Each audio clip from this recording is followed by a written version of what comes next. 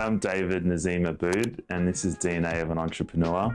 I wanted to share with you guys how I recreated myself as a leader and entrepreneur. First thing was to work out what drove me. I think I'd thought about this most of my life and career. What were the things that drove me? And I think one is legacy, the other is influence, the other is time, freedom. What I worked out was that legacy was one of the biggest things that drove me, and is till today. It's what gets me up every single day. I think where that came from was that my family migrated to Australia when I was a young boy. They left Egypt for a better life here in Australia, and I watched my parents work really hard to build a successful life for themselves, to build a life for my brother and I, and help us succeed at school, university, and in our careers. I want to continue that legacy on, and every day I think about how to build our family legacy and grow something that our family is known. Second biggest lesson was mindset. Mindset is everything. If you keep telling yourself that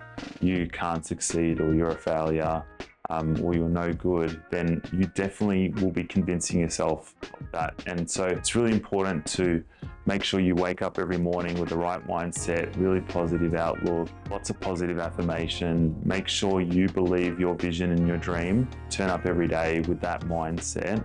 Third lesson is reading. Reading.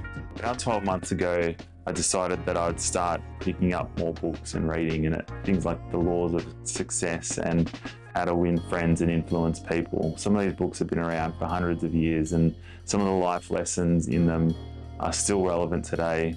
Even the one that I read recently was Rockefeller book, 38 Letters to My Son.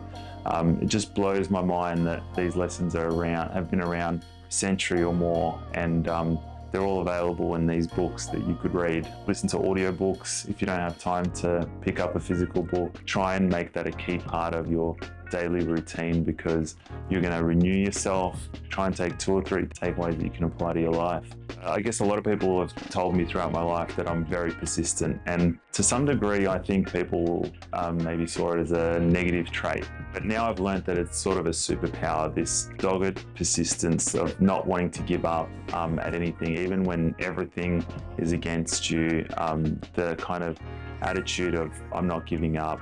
I started something, I want to see it through no matter how hard it gets. I'm going to keep going, I'm going to keep persisting. And the final point is, I'll take this from Patrick Bet-David, which is this idea of outwork, outgrow, out-strategize, but then outlast your competition. I'm a competitive person. I love the idea of competing, and this concept of outgrowing, outlasting, out-strategizing your competition is something that drives me every day, because this idea of doing something for a long time, you're going to succeed at it. If you keep turning up each day, renewing yourself and working hard at something, you're going to start to see success come through.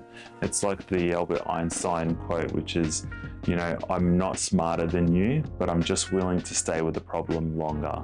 And this outlast concept is where most people give up. They give something a go for a year, 2 years, maybe even 3, and then it gets hard, or they get comfortable and they give up. Digging into this idea of outlasting my competition was something that helped me renew myself as a better leader and a better entrepreneur.